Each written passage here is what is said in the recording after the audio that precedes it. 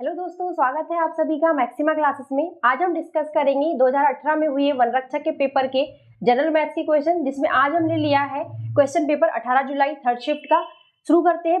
Question है, एक series दी हुई है, इसमें गलत पद निकालना है। 1 है, फिर 2 है, फिर 12 है। तो इसको इस तरीके से करेंगे। सबसे पहले 1 है, फिर दूसरा जो टर्म है इसको क्या किया है, 1 × 1 + 1 बराबर 2 आ गया दूसरा टर्म। फिर 2 को 2 से मल्टीप्लाई करके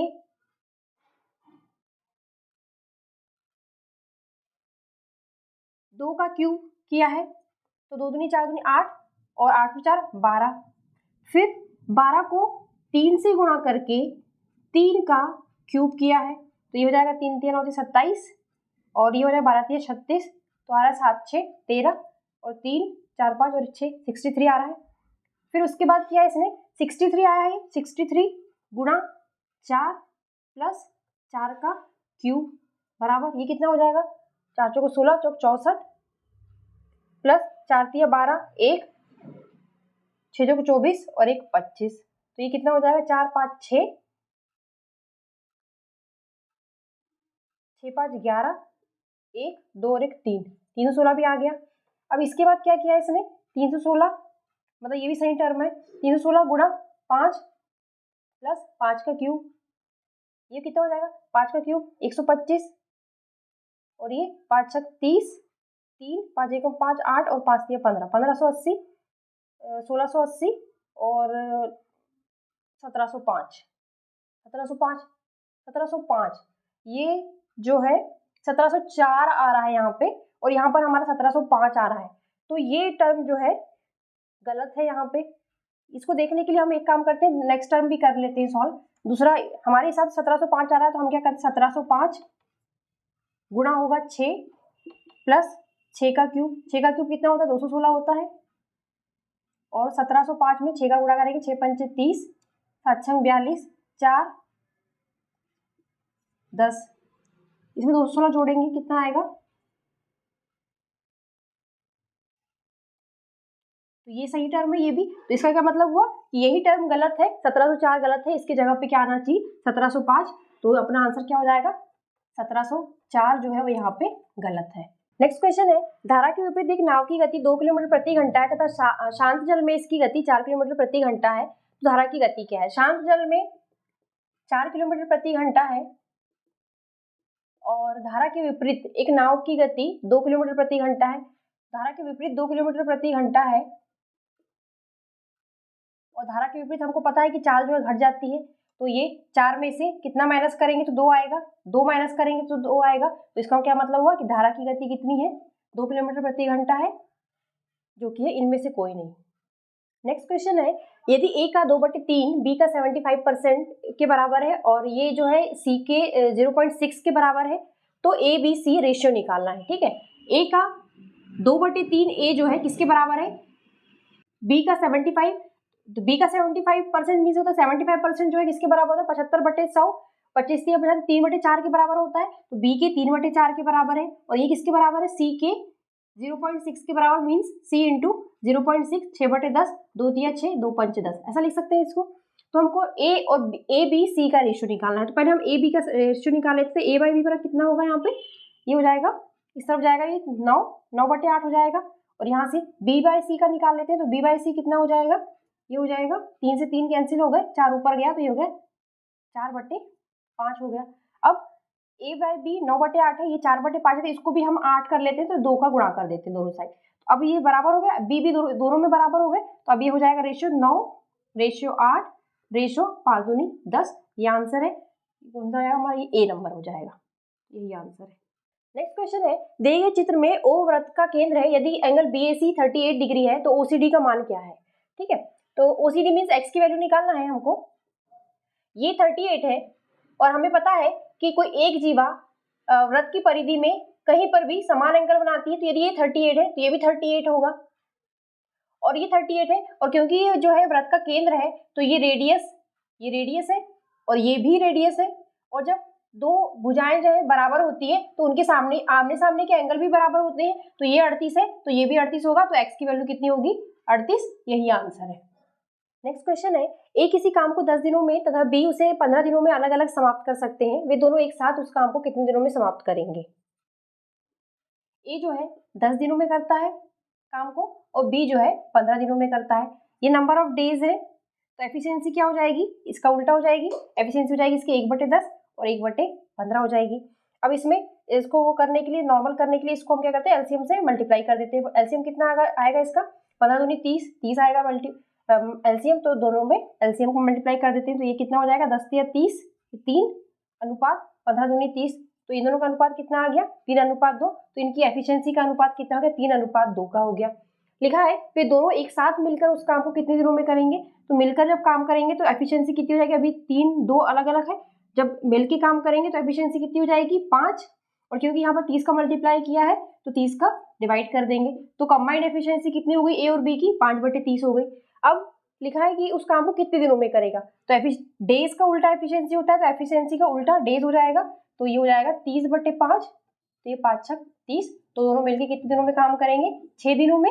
ये आंसर हो गया हमारा। नेक्स्ट क्वेश्चन है, द्विघात समीकरण दिया हुआ है, उसके मूल निकालना है। तो हमें पता है मूल क्या होते हैं, एक मूल होता है -b/a, दूसरा होता है c/a। यहाँ से लिख लेते हैं, ये इसकी वैल्यू a है, ये जो है 16, ये है अपना b बराबर कितना है, -16 है, और c जो है ये 9 को इस तरफ ले आते हैं, ये हो जाएगा -9 बराबर, इक्वेशन हो जाएगी 0, तो c की वैल्यू कितनी है, -9। ठीक है, अब इसकी वैल्यू पुट करते हैं, तो यहाँ पर -16 + 16 हो जाएगा, 16/144। दूसरा ये c/a, c की वैल्यू -9 है और a की वैल्यू 144। इसको सॉल्व करेंगे, ये 4 से कैंसिल, 4 चौको 16, 4 3 4 6 24, 4 9 36, ये हो जाएगा 1/9, एक रूट हो गया 1/9, और ये हो जाएगा 9 एकम 9 बचा 5 54, और दूसरा रूट हो गया 1/16, तो अपना आंसर हो गया सी 1/9 और -1/16। नेक्स्ट क्वेश्चन है, पी और क्यू एक साथ काम करते हुए किसी काम को 12 दिन में पूरा कर सकते हैं। यदि पी अकेले उस कार्य को 20 दिन में पूरा करता है तो क्यू अकेले उस काम को कितने दिनों में पूरा करेगा। पी और क्यू दोनों मिलकर कितने दिनों में काम कर रहे हैं, 12 दिनों में। पी अकेले उस काम को कर रहा है 20 दिनों में, ये डेज है, तो एफिशिएंसी क्या हो जाएगा, इसका उल्टा हो जाएगा, ये हो जाएगा 1/12 और ये हो गया 1/20। दोनों को एलसीएम से मल्टीप्लाई कर देते हैं, तो ये इसका एलसीएम कितना आएगा, 20 दिया 60, 60 जो है 12 के पहाड़े में भी आता है, तो 60 से दोनों को मल्टीप्लाई कर देंगे, तो ये कितना हो जाएगा, 12 पंचे 60 और ये 20 दिया 60। तो एफिशिएंसी का रेशियो क्या आया, पी प्लस क्यू मतलब कंबाइंड और पी की अलग अकेले की एफिशिएंसी का रेशियो क्या आया, 5:3 आया। अब ये पी जो है 3 है और ये पी प्लस क्यू है, तो यहाँ से क्यू जो है 2 निकल के आ जाएगा, 5 जो होता है वो 3 + 2 है, जिसमें से 3 जो है वो पी है, तो क्यू की वैल्यू कितनी आ गई, 2। तो क्यू की एफिशिएंसी 2, और क्योंकि यहाँ पर हमने 60 का मल्टीप्लाई किया था ऊपर, तो नीचे भाग देना पड़ेगा क्योंकि उल्टा था, तो एफिशिएंसी कितनी आ गई इसकी, 2/60 मीन्स 1/30। अब लिखा है क्यू अकेले उस काम को कितने दिनों में करता है, तो एफिशिएंसी का उल्टा डेज आ जाता है, एफिशिएंसी का उल्टा डेज। डेज कौन से, जिसमें उसने पूरा काम कंप्लीट किया है, तो 1/30 एफिशिएंसी है, तो 30/1 जो है वो नंबर ऑफ डेज हो जाएंगे। तो इसका क्या मतलब हुआ कि जो क्यू है वो उस काम को कितने दिनों में पूरा करेगा, 30 दिनों में, ये आंसर हो जाएगा। नेक्स्ट क्वेश्चन है, एक वृत्त की त्रिज्या 13 सेंटीमीटर है तथा इसकी एक जीवा की लंबाई 10 सेंटीमीटर है, उस जीवा की केंद्र से दूरी ज्ञात करना है। ये सर्किल है, इसकी त्रिज्या दी है 13 सेंटीमीटर और इसकी एक जीवा की लंबाई, एक जीवा है माना कि ये जीवा ले लेते हैं इसको, इसकी लंबाई जो है 10 सेंटीमीटर है, तो उस जीवा की केंद्र से दूरी ज्ञात करना है। ठीक है, तो क्या है कि यदि कोई केंद्र से कोई भी रेखा जो है जीवा पे खींची जाती है जीवा पे, तो वो हमेशा परपेंडिकुलर होती है और वो परपेंडिकुलर बाइसेक्ट करती है उस जीवा को। तो यदि ये परपेंडिकुलर है तो ये 90 का एंगल हो जाएगा और ये 5 हो जाएगी, और ये जो है इसकी लंबाई 13 है। तो हमें क्या निकालने का है, इसने जीवा की केंद्र से दूरी निकालना है, मतलब यहाँ से यहाँ तक का डिस्टेंस निकालना है। ठीक है, तो ये 90 का एंगल है, ये 90 का एंगल है, ये 13 दिया हुआ है, ये भी 13 दिया हुआ है और ये 5 है, तो इसमें पाइथागोरस लग जाएगा। पाइथागोरस लगेगा तो क्या हो जाएगा, 13 का स्क्वायर बराबर 5 का स्क्वायर प्लस, यदि इसको हमने x माना है तो x का स्क्वायर, जो केंद्र से दूरी निकालने का है उसको हमने x मान लिया है, तो इसका स्क्वायर क्या होता है, 169 होता है और 5 × 5 = 25 होता है, इसको माइनस कर देंगे तो 169 में से 25 जाएंगे, कितना आएगा 4 और 4 144 आएगा। और 144 किसका वर्ग होता है 12 का, तो x की वैल्यू कितनी आ गई 12 सेंटीमीटर। आंसर हो जाएगा बी 12 सेंटीमीटर। नेक्स्ट क्वेश्चन है, निम्नलिखित प्रश्न में प्रश्नवाचक चिन्ह के स्थान पर क्या आना चाहिए। ठीक है, ये 15 सही 13/16 है, माइनस प्रश्नवाचक चिन्ह है, प्लस 12 सही 3/10 बराबर 2 सही 3/5 है। तो हम क्या करते हैं, प्रश्नवाचक चिन्ह को इस तरफ ले जाते हैं और इसको हम इस तरफ ले आते हैं। ठीक है, तो ये क्या हो जाएगा 15 सही 13/16 प्लस 12 सही 3/10 और ये इस तरफ आएगा तो ये हो जाएगा -2 2 सही 3/5 और ये प्रश्नवाचक चिन्ह को हमने इस तरफ ले जा लिया है। ठीक है, अब इसको सॉल्व कर लेते हैं। तो पहले जो पूर्ण नंबर है उनको हम जोड़ लेते हैं, घटा लेते हैं, जो भी उनके हिसाब से। 15 और 12 कितना हो गया 27 हो गया। 27 में से 2 जाएंगे तो कितना हो जाएगा 25। तो इनको सॉल्व करने पे 25 तो आ गया। ठीक है, अब हमको इनको सॉल्व करना है। 13/10 है, 3/10 है और 3/5 है, तो इनका एलसीएम निकालते हैं। तो एलसीएम कितना हो जाएगा इनका, 16 का टेबल पढ़ते, 16 दूनी 32, 16 तीन 48, 16 चौक 64, 16 पंचे 80, 16 पंचे 80, 80 आ जाएगा इनका एलसीएम। तो एलसीएम जो है वो 80 हो गया। 16 पंचे 80, 13 पाना 65 प्लस 10 8 80, 8 3 24, फिर ये माइनस है, ये कितने हो जाएगा 16 3 48, ये हो जाएगा। इसको सॉल्व करते हैं, 5 4 9 6 7 8, इसमें से 48 जाएंगे, कितना आएगा 9 में से 8 गए 1, 41/80, तो ये कितना आ जाएगा 41/80। तो सर क्या होगा 25 सही 41/80, जो कि है ए नंबर का। ये जो लिखा है ये पावर नहीं है, ये एक्चुअली 27 सही 41/80, 24 सही 41/80 है। तो आंसर हो जाएगा 25 सही 41/80। नेक्स्ट क्वेश्चन है, निम्नलिखित श्रेणी में प्रश्नवाचक के स्थान पर क्या आएगा 2 5 10 17 26। तो ये क्लियर दिख रहा है कि ये जो है ये 1 का स्क्वायर प्लस 1 बराबर 2 है, 2 का स्क्वायर प्लस 1 5 है, 3 का स्क्वायर प्लस 1 10 है और ये 4 का स्क्वायर प्लस 1 17 है। उसी तरह ये 5 का स्क्वायर प्लस 1 26 है। तो आने वाला क्या हो जाएगा 6 का स्क्वायर प्लस 1 जो कि कितना होगा 36 और 1 37। तो आंसर हो जाएगा 37 डी। नेक्स्ट क्वेश्चन है, एक व्यक्ति एक निश्चित दूरी 60 किलोमीटर प्रति घंटा की गति से तय करता है और वापस आरंभिक बिंदु पर 40 किलोमीटर प्रति घंटे की गति से लौटता है। कुल यात्रा के लिए व्यक्ति की औसत गति किलोमीटर प्रति घंटा ज्ञात करें। औसत गति क्या होता है, औसत गति total distance upon total time होता है। मतलब जिस भी गति से उसने जो है डिस्टेंस तय किया हो, अलग अलग पार्ट को अलग अलग गति से तय किया हो भले ही, पर जो औसत गति निकलेगी उसमें total distance upon total time आएगा हमेशा। तो हम क्या मान लेते हैं कि जो पॉइंट है, दो पॉइंट के बीच में जो डिस्टेंस है वो माना कि हम मान लेते हैं कि x है। तो जब वो 60 किलोमीटर प्रति घंटा की गति से गया तो जाने में उसको कितना टाइम लगेगा x/60 घंटा लगेगा। और जब वो वापस आया तो वो 40 किलोमीटर प्रति घंटे की गति से वापस आया, तो वापसी के लिए भी डिस्टेंस जो है वो x ही रहेगा और स्पीड क्या है उसकी अब 40 किलोमीटर प्रति घंटा। तो आने के लिए उसको कितना टाइम लगेगा x/40 घंटा लगेगा। तो जाने के लिए टाइम इतना लगा, आने के लिए इतना टाइम लगा और टोटल डिस्टेंस क्या है x प्लस x 2x है। टोटल डिस्टेंस क्या हो जाएगा 2x हो गया और टोटल टाइम कितना हो गया x/60 धन x/40 घंटा हो जाएगा। इसको सॉल्व कर लेंगे, यहाँ रख देते हैं इसको x/40। तो इसको बिना एलसीएम के सॉल्व कर देते हैं, ये हो जाएगा 2x/, ये 40 ऊपर जाएगा, ये 60 जाएगा, टोटल हो जाएंगे 100x हो जाएगा और ये ऊपर 60 गुणा 40 कर देते हैं। हमने एलसीएम निकाला, हम डायरेक्ट सॉल्व कर दिए। तो ये 40x, ये 60x, 100x हो गया और ये 0 से 0 कैंसिल, दोनों 0 से कैंसिल हो गए। तो कितना हो गया ये, और x से x भी कैंसिल हो गया, 6 दूनी 12, 12 चौ 48। तो आंसर कितना आ गया, कितना टाइम, कितनी स्पीड है इसकी टोटल, औसत गति कितनी है 48 किलोमीटर प्रति घंटा। यही आंसर है, बी आंसर है। नेक्स्ट क्वेश्चन है, एक निश्चित ब्याज दर पर कोई राशि 8 वर्षों में मूलधन का 7/5 हो जाती है तो ब्याज की दर ज्ञात करना है। 8 वर्षों में राशि कितनी हो जा रही है 7/5 मीन्स 8 वर्षों का मिश्रधन कितना है, 8 वर्षों का मिश्रधन है 7/5। 7 और 5 का डिफरेंस निकाले तो कितना आता है 2/5। इसका मतलब क्या हुआ कि जो 8 वर्षों का ब्याज क्या है 2/5 है। 2/5 है, क्योंकि तभी तो जुड़ के इसमें ये 7/5 हो गया है। तो ब्याज जो है 2/5 है, कितना, 8 वर्षों का है। और हमें क्या पता है कि जो रेट होता है वो कुछ नहीं बल्कि 100 रुपए पर 1 साल के लिए जो ब्याज होता है वही रेट ऑफ इंटरेस्ट कहलाता है। 100 रुपए पर जो ब्याज मिलता है 1 साल में वही रेट ऑफ इंटरेस्ट होता है। तो अगर मैं ये ब्याज को 2/5 है, तो यदि इसको मैं 100 कर दूं, 100 बना दूं, इसको मैं 100 बनाने के लिए मुझे क्या करना पड़ेगा, ऊपर नीचे 20 का गुणा करना पड़ेगा, तब ये हो जाएगा 100/40 हो जाएगा। तो अब हमको क्या दिख रहा है कि ब्याज जो है 100 रुपए में 40 रुपए ब्याज मिल रहा है उसको, पर कितने वर्षों के लिए, 8 वर्षों के लिए। तो यही चीज मैं 1 वर्ष के लिए निकाल लूं तो वो दर निकल आएगी हमारी। तो 40 जो है 8 वर्षों का ब्याज है 100 रुपए में, तो 1 वर्ष का कितना हो जाएगा, 8 का डिवाइड कर देंगे इसमें, तो 1 वर्ष का ब्याज कितना हो जाएगा, 5 रुपए। ठीक है, 5 रुपए हो जाएगा।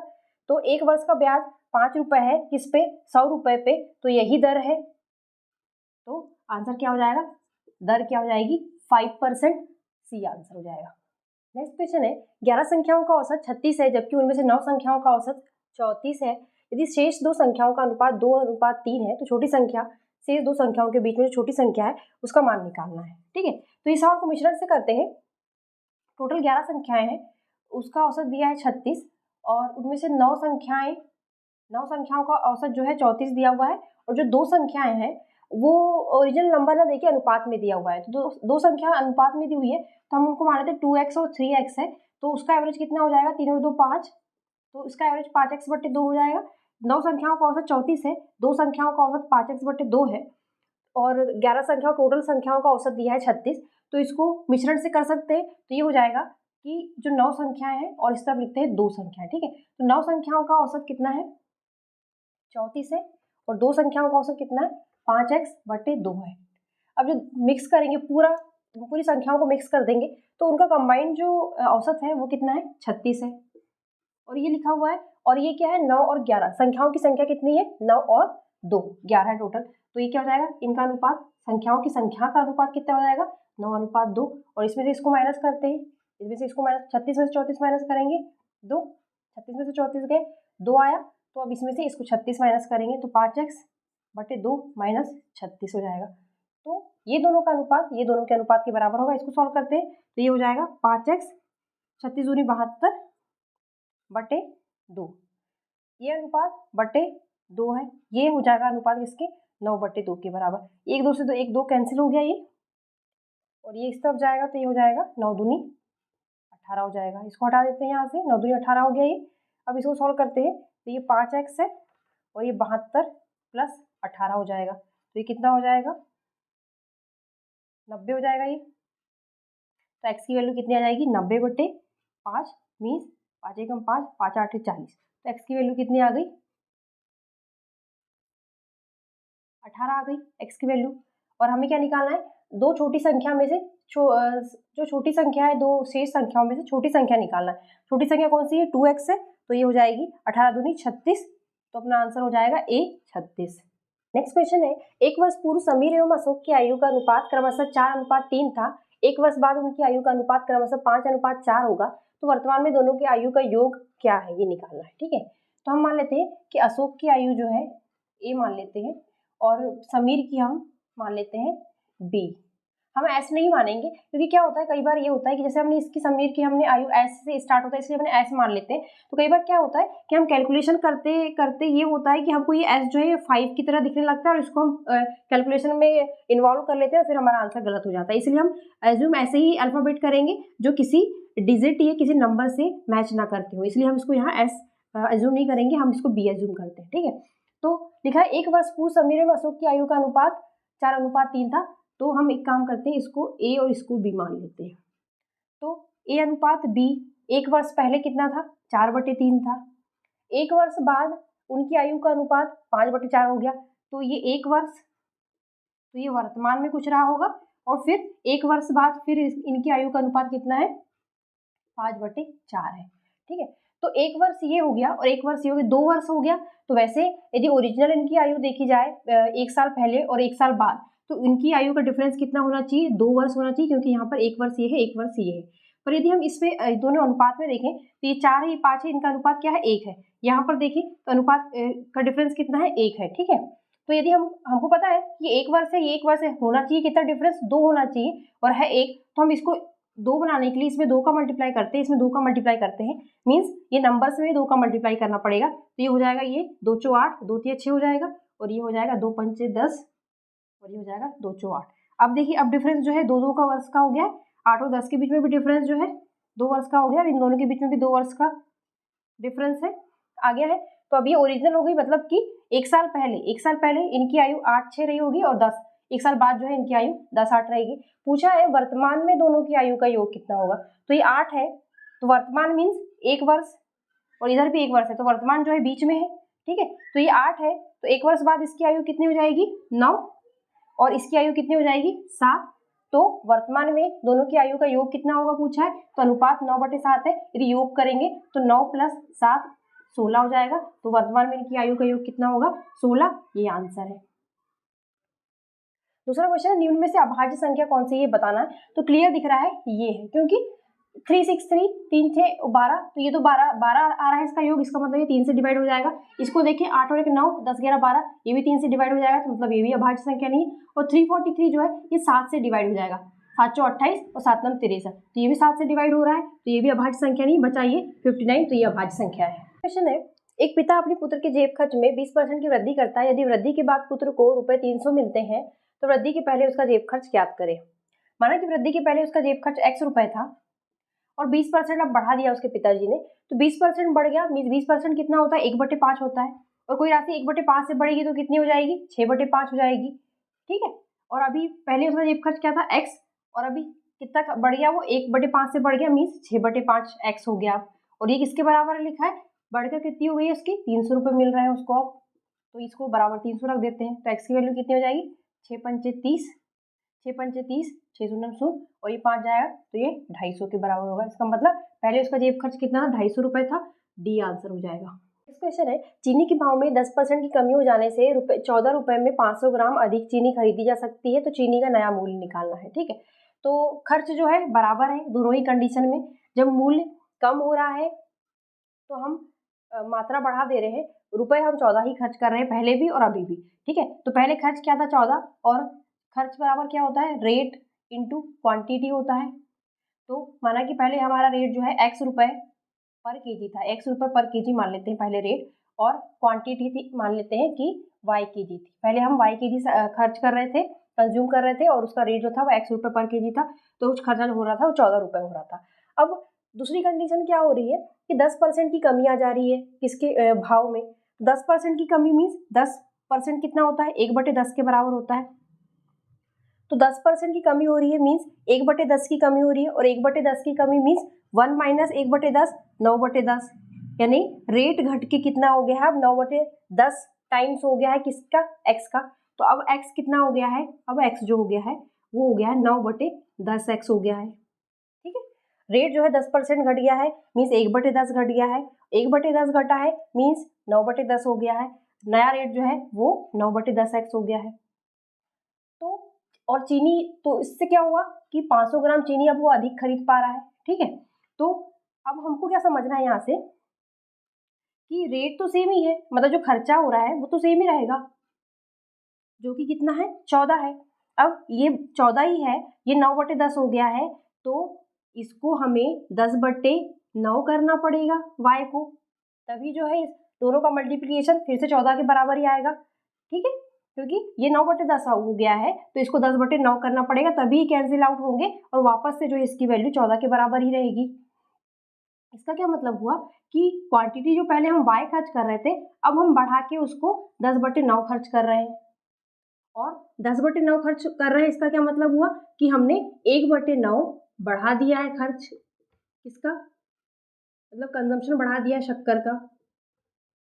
पहले हम y कर रहे थे, अब हमने 1/9 बढ़ा दिया है, मीन्स 1/9 y खर्च कर रहे हैं। अब नया जो कंजम्पशन है शक्कर का वो 1/9 y है, और वहीं पर क्वेश्चन में क्या लिखा है कि हम 500 ग्राम अधिक चीनी खरीद पाते हैं, और वो 500 ग्राम अधिक चीनी कुछ नहीं बल्कि यही है, और क्योंकि हमने यहाँ पर सारी वैल्यूज जो है किलोग्राम में ली हुई है तो हम ये 500 ग्राम को भी 0.5 kg लिखेंगे। ये जो 1/9 y है ये 0.5 के बराबर ही है, क्योंकि कैसा मैंने बताया आपको, ये 9/10 किया हमने, रेट जो है 9/10 हो गया, तो हमको खर्चा बराबर रखना है। इसके लिए हमको अपना जो कंजम्पशन है शक्कर का उसको 10/9 करना पड़ेगा। 10/9 मीन्स 1/9 बढ़ा, 10/9 बढ़ के हो गया, मीन्स कितना बढ़ा, 1/9 बढ़ा, 1/9 बढ़ा, जो कि क्वेश्चन में दिया है कि 500 ग्राम अधिक चीनी खरीद पाए, तो 1/9 बराबर y बराबर 0.5 हो गया।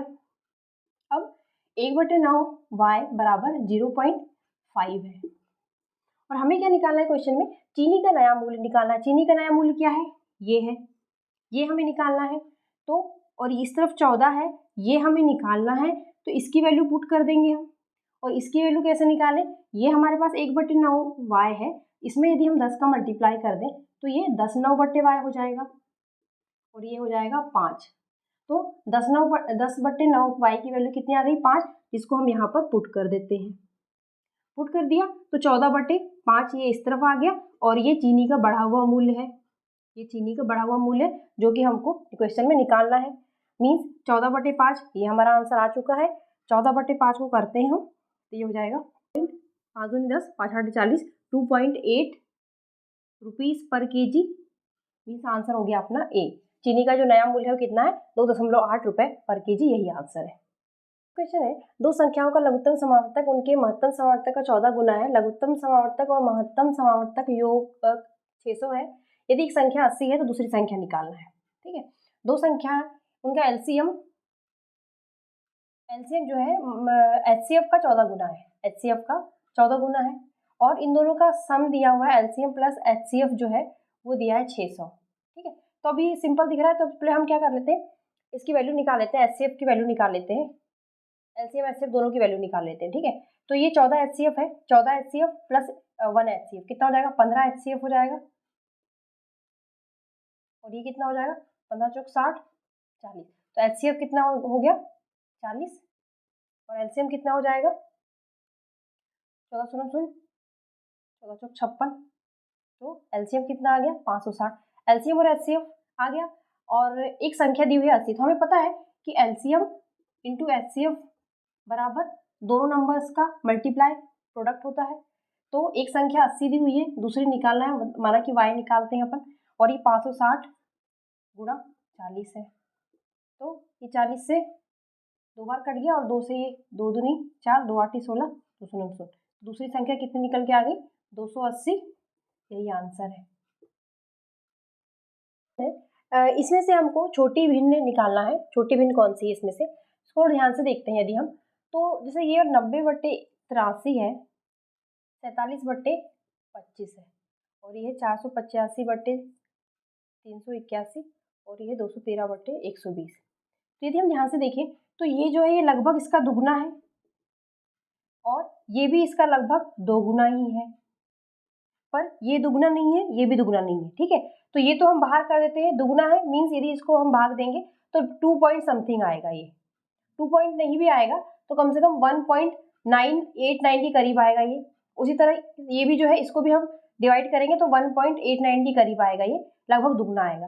तो ये तो आउट ऑफ पिक्चर होगा, मीन्स ये तो बड़े ही रहेंगे क्योंकि छोटा भी निकालना है। अब हम इन दोनों को देखते हैं, तो इन दोनों को देखने के लिए हम क्या करते हैं, ये 90/83 है और ये 381 है। ठीक है, तो यहाँ पर क्या है, यदि न्यूमरेटर बढ़ता है तो यदि अंश बढ़ता है तो नंबर भी बढ़ता है, या तो अंश बढ़ेगा या फिर हर घटेगा।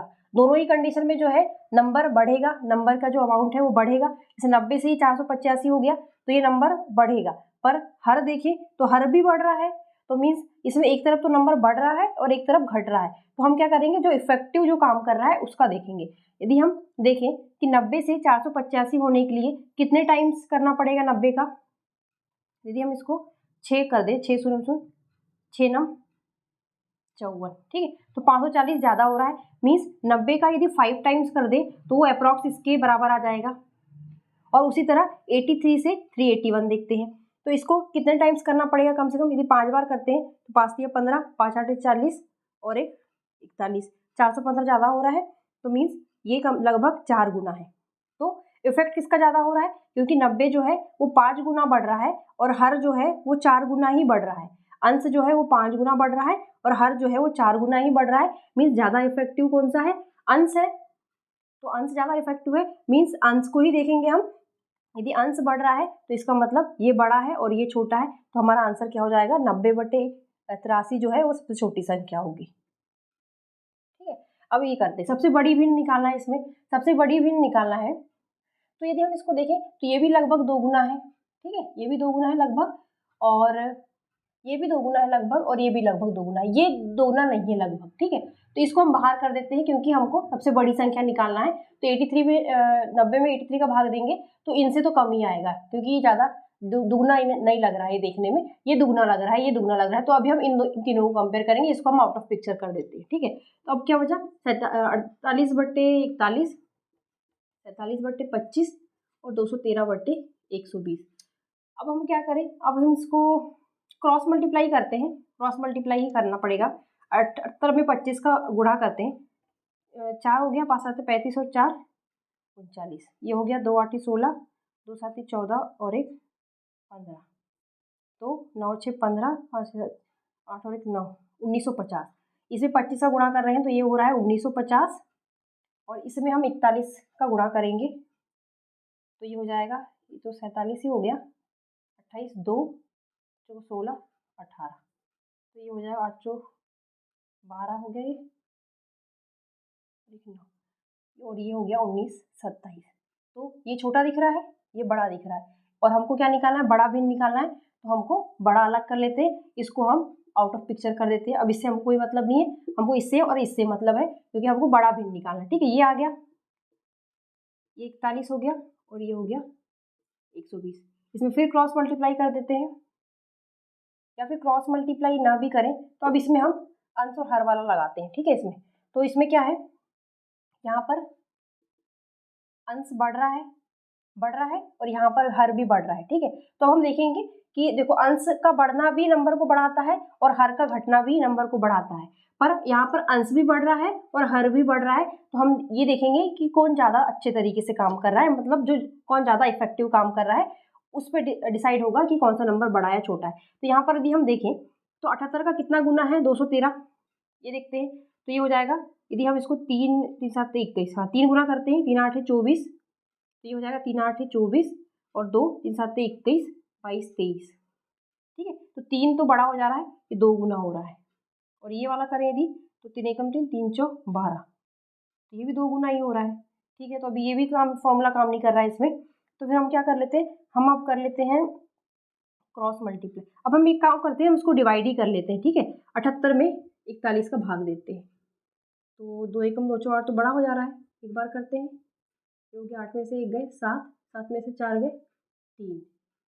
ठीक है, तो पॉइंट लग गया 0। ठीक है, अब यहाँ पर करके देखते हैं, तो ये हो जाएगा 5 को 20, 6 को 24, 7 चौ 28, 8 चौ 32, 8 बार करके देखते हैं, 8 एकम 8 चौ 32, 9 बार करते हैं, 9 एकम 36, तो 9 बार जा रहा है, 1.9 समथिंग आ रहा है। ठीक है, हम इसको अब 213 को डिवाइड करके देखते हैं, 213 में 120 का, तो ये 2 से तो ज़्यादा हो जाएगा, एक बार करते हैं, 120 हो जाएगा 3, और यहाँ से गया 9। ठीक है, पॉइंट लगा, 0 लगा देते हैं। अब इसको करके देखते हैं, 9 बार 8 बार करके देखते हैं, 8 शून्य 8 दूनी 16, 1 8 एक 8 और 1 9, 960 ज़्यादा हो रहा है। ठीक है, 7 बार करते हैं, 7 शून्य 7 दूनी 14 का 1, 7 एकम 7 और 1 8, तो ये कितने बार जा रहा है, 7 बार जा रहा है। ठीक है, तो ये छोटा नंबर है, ये बड़ा नंबर है, तो हमको क्या निकालना था, बड़ा नंबर। तो हमारा आंसर क्या हो जाएगा, 78/41, और इसमें क्या आंसर था हमारा, 90/83। यही आंसर, इस तरीके से करना पड़ेगा, थोड़ा टाइम ज़्यादा लगता है, पर इसके अलावा कोई और तरीका नहीं है इसमें, ऐसा ही करना पड़ेगा इसको।